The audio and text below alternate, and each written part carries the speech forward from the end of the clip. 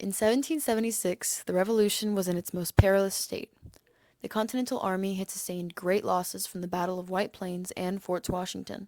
As the colonies began to winter in one of the coldest recorded seasons yet, the soldiers marched on.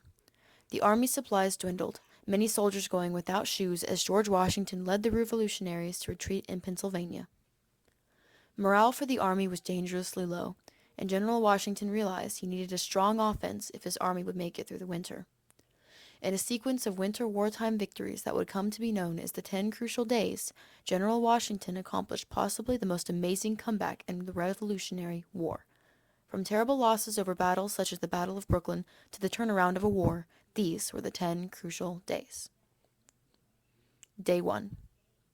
On Christmas Day, over 2,000 soldiers belonging to the Continental Army crossed into New Jersey via the Delaware River at McConkey's Ferry. Following their arrival, they marched over 10 miles to begin a battle against over 1,500 Hessian troops. Hessians were German troops hired by the British forces to fight Continental resistance, and were a formidable opponent. By defeating them, George Washington hoped to boost his soldiers' morale, especially in the new year, which would see the biggest need for more recruits. Day 2. The Continental Army defeated the Hessians in Trenton at the Battle of Trenton. This was the first significant victory achieved by the Continental Army in the Revolution so far. The army took the Hessians completely by surprise, using a bad storm to cover their attack. Washington coordinated the assault on the Hessians in groups, one down the two main streets of Trenton from the northeast and the other along the river's road. Using cannons, the Continental Army thwarted the Hessians' ability to formate in the streets. 900 Hessians were captured following their attempted retreat from the battle within 90 minutes. They returned to Pennsylvania with only 5 less soldiers and much-needed goods for the encouraged army. Day 3. Washington, with his generals, crossed via the Delaware River into New Jersey. There they discovered that the enemy had withdrawn from the Trenton area. Day 4. At a Council of War convention, Washington and his generals planned to defeat Trenton from Cornwallis. Day 5. Continental Army crossed into Delaware at several ferry points and reconvened at Trenton. Day 6. The morale of the soldiers began to dwindle as the supplies gained from their victory ran out. Washington, in a bid to retain his army for the siege ahead, paid over half his soldiers to remain with the Continental Army for a further 6 weeks for $10 in hard corn each. Washington, with a force of 6,000, prepared a high ground south of Assunpink Creek in Trenton. Day 7. The Continental Army advanced from Trenton towards Princeton, occupied by enemy forces. Day 8. The Continental Army fought the British and Hessian troops in Princeton New Year's Day. Day 9. The Battle of Assunpink occurred. The Continental Army fought 8,000 British and Hessian troops under General Cornwallis. Cornwallis, recapturing Trenton, hoped to order charges on Washington's defenses.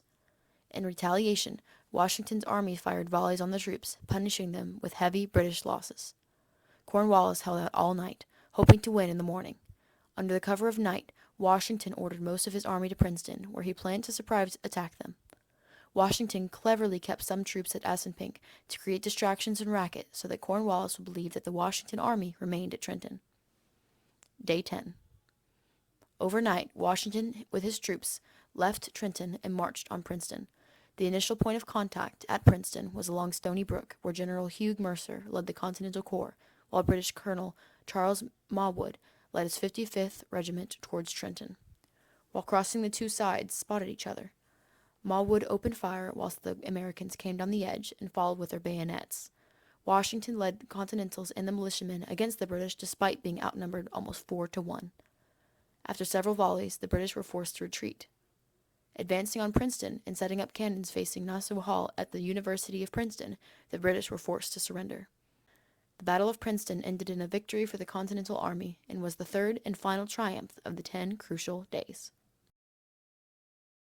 The impact of the 10 Crucial Days lasted much longer than Washington could have hoped.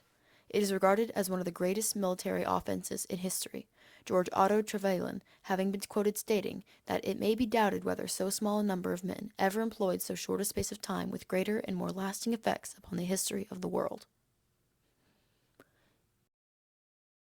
In a perilous and freezing time when many armies would have seen their last stand, it's important to reflect on the perseverance of the Continental Army and General Washington, in the pursuit of freedom. Against incredible odds fighting an uphill battle, the 10 crucial days gave the Continental Army footing to oppose the British and ultimately win the fight for independence.